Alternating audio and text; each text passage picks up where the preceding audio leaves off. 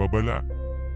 Ang inyong mapapanood ay naglalaman ng matinding nilalaman kung saan ang karamihan ay nakakagambala, kabilang ang mga sensitibong salita at larawan. Diskresyon ng manunood ay kailangan. Kumusta ang lahat at maligayang pagdating sa MC TV channel.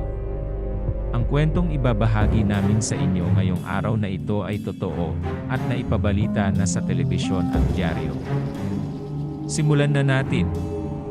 Siya ay si Issey Sagawa at ipinanganak sa Kobe, Japan noong Abril 26, 1949. Siya ay kilala bilang Banko the Kobe Cannibal. Isa siyang Japanese at naging author at celebrity sa Japan. Isa siyang lost murderer, cannibal, at necrophiliac, isang salita na naglalarawan ng pakikipagtalik o atraksyon sa mga bangkay. Kilala si Sagawa sa pagpatay kay Reine Hartevelt sa Paris noong 1981.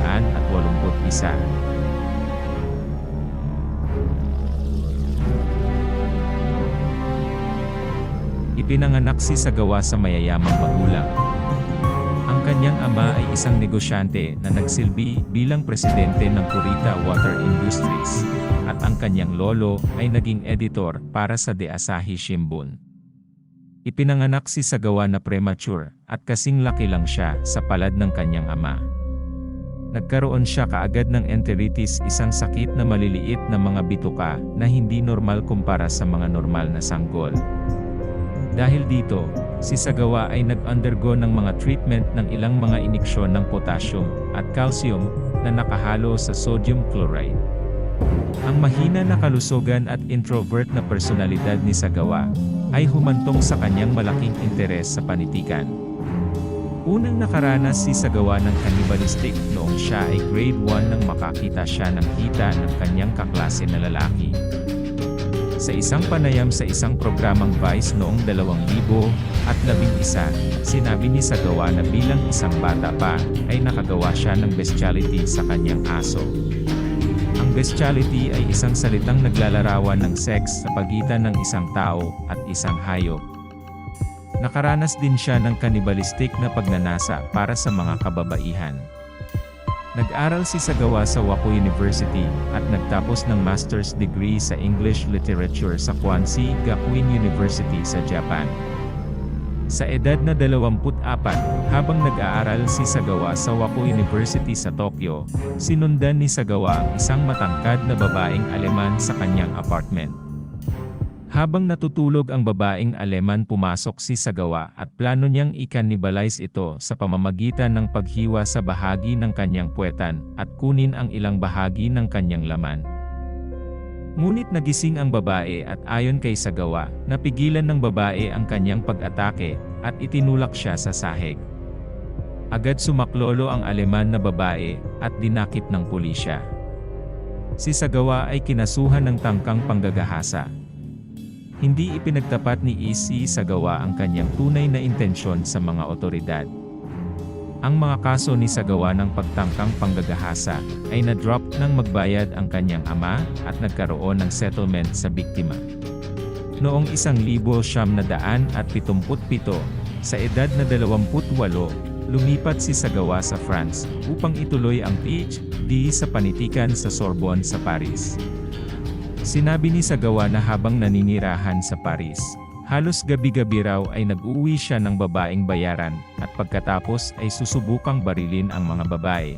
Ngunit sa ilang kadahilanan ay nanigas ang kanyang mga daliri at hindi niya magawang mahawakan ang gatilyo ng kanyang baril.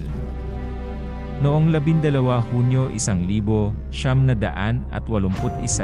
32 years old si Sagawa noon nang inimbitahan niya ang kanyang kaklase na si Reine Hartevelt, isang babaeng Dutch, ng isang hapunan sa kanyang apartment sa Sorbonne, France.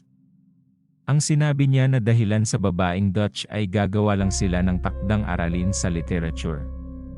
Nakaplano na si Sagawa na patayin niya ang babae sa pamamagitan ng pagbaril sa ulo gamit ang kanyang rifle.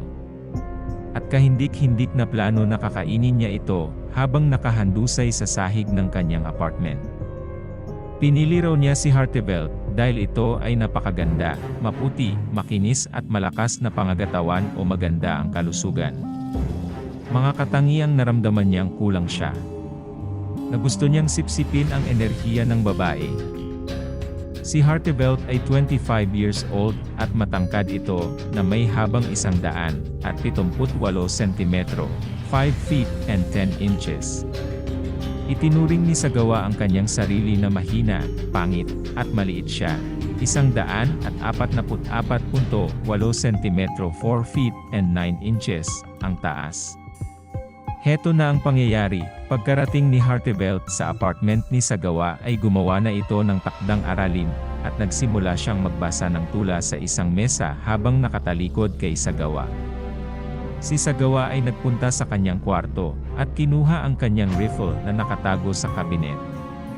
Habang nakatalikod si Hartevelt, binaril ito ni Sagawa, at salik ito na tamaan na imbes sa ulo ang punteriya nito.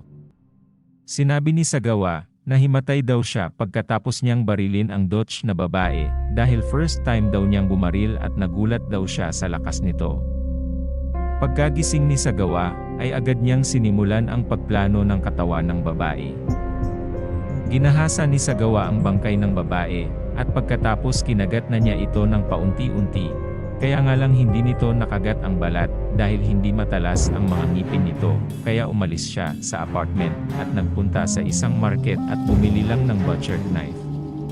Pagkatapos makabili ng kutsilyo, agad nitong bumalik sa kanyang apartment.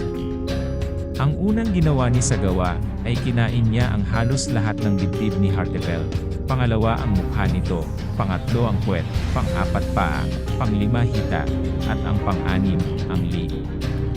Ang iba't ibang bahagi ng katawan ni Hartevelt ay kinain niya ng hilaw at ang iba luto. Ito pa, pasintabi sa manunod ha. Kinain rin ni Sagawa ang klitoris ng babae. Ito ay ang nasa gitna ng parte ng kasarian ng babae.